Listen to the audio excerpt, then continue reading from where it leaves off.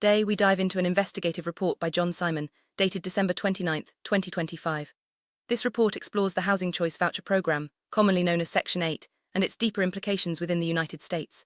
Simon's work suggests that Section 8 is more than just a housing initiative, it's part of a larger, hidden agenda. Over the next several scenes, we'll unpack the history, connections, and alleged conspiracies that Simon believes tie together federal programs, secret societies, and pivotal moments in American history. Let's begin by understanding what Section 8 is and why it matters. Section 8, officially called the Housing Choice Voucher Program, is a federal initiative designed to help low-income families, the elderly, and the disabled afford safe and decent housing. It's administered by the U.S. Department of Housing and Urban Development, or HUD, and operates in all 50 states, as well as territories like Guam, Puerto Rico, and the Virgin Islands. On the surface, Section 8 appears to be a public service achievement, providing crucial support to millions. But Simon's report suggests there's more beneath the surface, hinting at concealed motives and secret operations. According to Simon, while HUD can point to many public service achievements, there are aspects of its operations that remain concealed. He argues that the true purpose of HUD and Section 8 may be hidden from the public eye, with secret agendas influencing their direction. This duality, between what is shown and what is hidden, sets the stage for the rest of the report. Simon's investigation aims to reveal what he believes HUD is really being used for, beyond its stated mission. Simon traces the roots of HUD's secret activities back to Texas, a state with deep historical significance. He notes that when President John F. Kennedy was assassinated in Texas, plans for programs like Section 8 were already being considered by what he calls a secret society. This connection between major historical events and the formation of federal programs is a recurring theme in Simon's report. He suggests that these events were not isolated, but rather interconnected steps in a larger plan.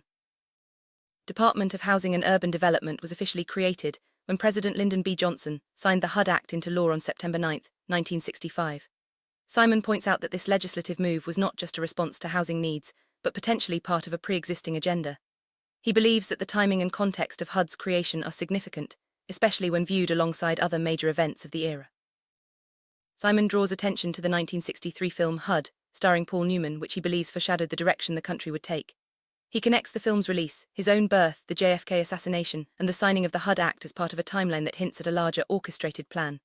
For Simon, these cultural and political milestones are not random, they are markers in a pattern that reveals deeper intentions.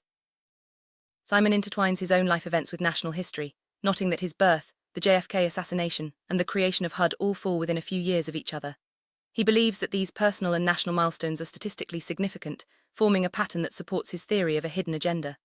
This personal narrative adds a unique dimension to the report, blending individual experience with broader historical analysis. Key part of Simon's argument involves date-to-date calculations between significant events. For example, he calculates the days between the release of the film HUD and his own birth, finding numbers that he interprets as symbolic, such as 1389, which he reinterprets as 9/11/1. He applies similar calculations to other events, suggesting that these numerical patterns are evidence of a premeditated plan. Simon believes these numbers are not coincidences, but intentional markers.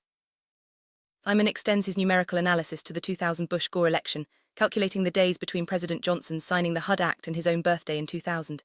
He finds another pattern, 12,765 days, which he again reinterprets as 9/11/1.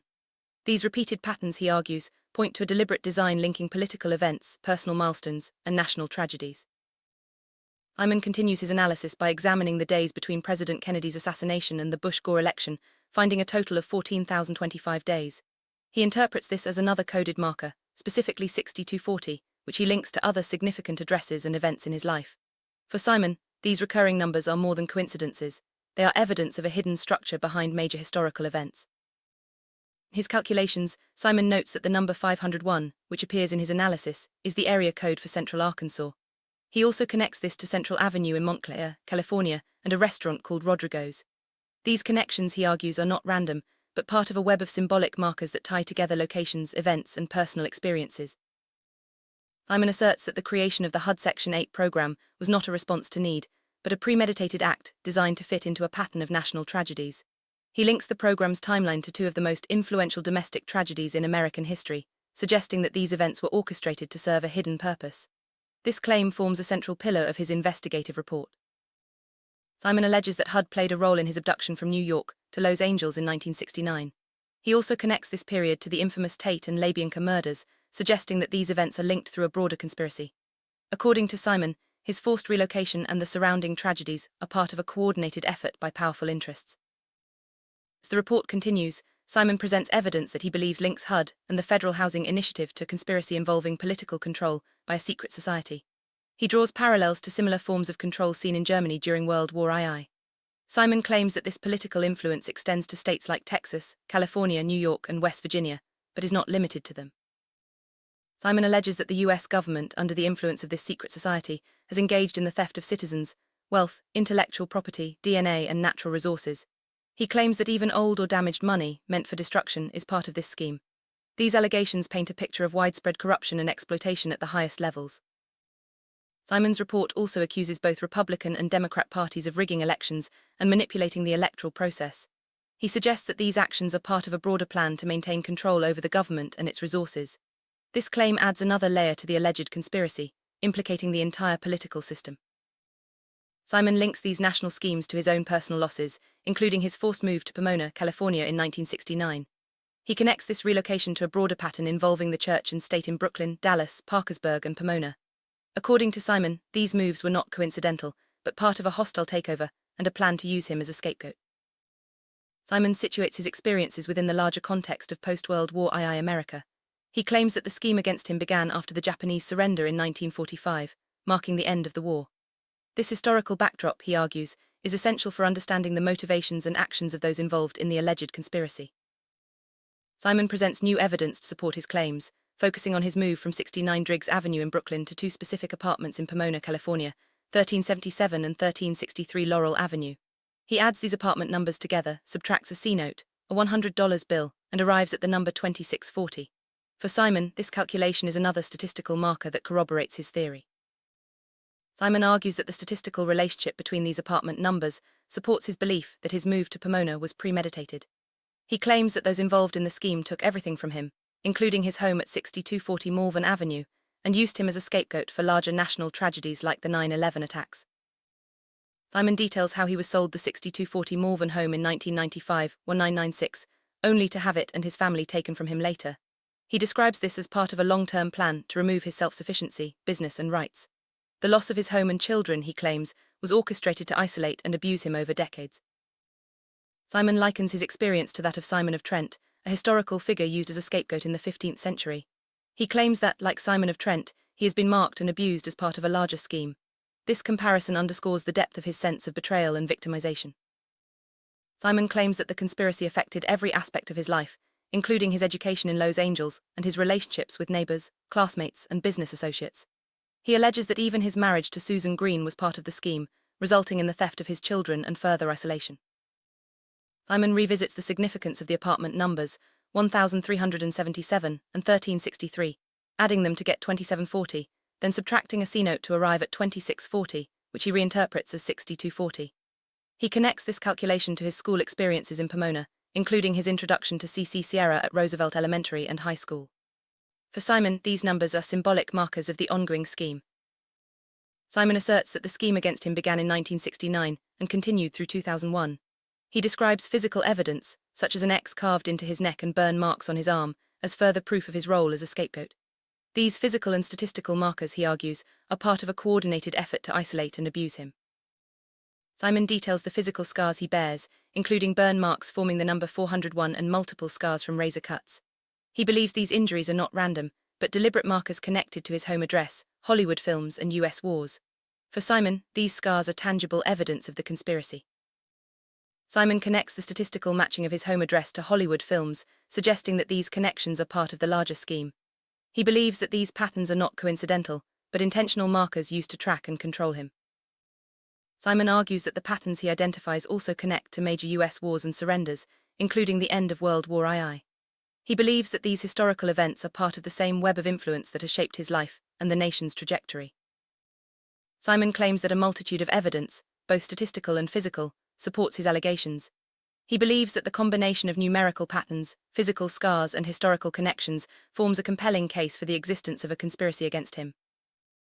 Simon calls out New York and California for failing to fulfill their ministerial duty to protect him. He asserts that the scheme and abuse began in Brooklyn in 1961 and have continued through 2025. Despite his efforts to expose the conspiracy, he claims that the abuse is ongoing as he completes his report. Section 8 and HUD's influence extend far beyond individual cases. The program operates in every state and U.S. territory, affecting millions of lives. Simon's report raises questions about how such a widespread program could be used for purposes beyond its stated mission. While HUD and Section 8 are celebrated for their public service, Simon's report challenges us to consider what might be concealed beneath the surface. Are these programs truly serving the public good, or are they vehicles for hidden agendas? This tension between appearance and reality is central to Simon's investigation. Simon draws parallels between the creation of Section 8 and the rise of Homeland Security after 2001. He suggests that both were on the agenda of secret societies long before they became public policy. This connection, he argues, is evidence of long-term planning by powerful hidden interests. Simon's report repeatedly links the timing of federal programs to national tragedies, such as the JFK assassination and the 9/11 attacks. He believes that these events are not isolated, but part of a pattern designed to further hidden agendas. This perspective challenges conventional understandings of American history. Simon describes the personal toll of the alleged conspiracy, including decades of isolation, abuse, and betrayal.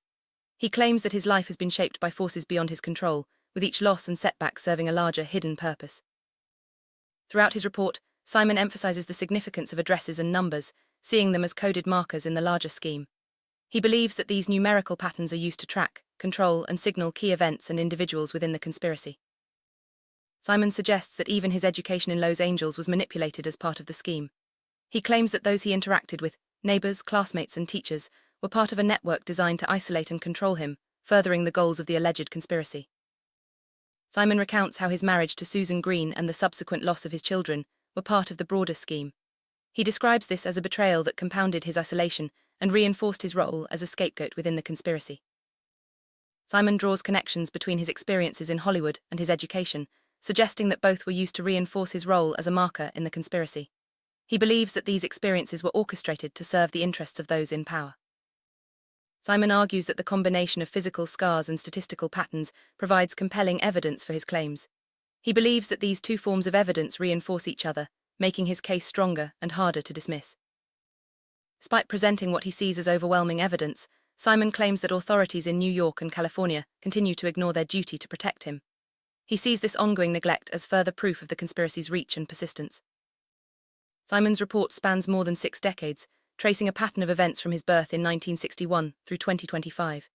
He believes that this long-term pattern is evidence of a carefully orchestrated plan, with each event serving a specific purpose in the larger scheme. Throughout his investigative report, Simon emphasizes the importance of evidence, both statistical and physical. He urges readers to consider the weight of the patterns he has uncovered, arguing that they point to a reality hidden beneath the surface of American life. In summary, Simon's report alleges a vast conspiracy involving HUD, Section 8, secret societies, and political manipulation. He claims that his own life has been used as a marker in this scheme, with every loss and setback serving a hidden agenda. Whether or not one accepts his conclusions, the report challenges us to look deeper into the systems and structures that shape our lives. As we conclude this exploration of John Simon's investigative report, we are left with many questions about the nature of power, control, and hidden agendas in American society. Simon's story is one of personal loss, resilience, and a relentless search for truth. Whether his allegations are ultimately proven or not, his report serves as a reminder to remain vigilant and critical of the systems that govern our lives.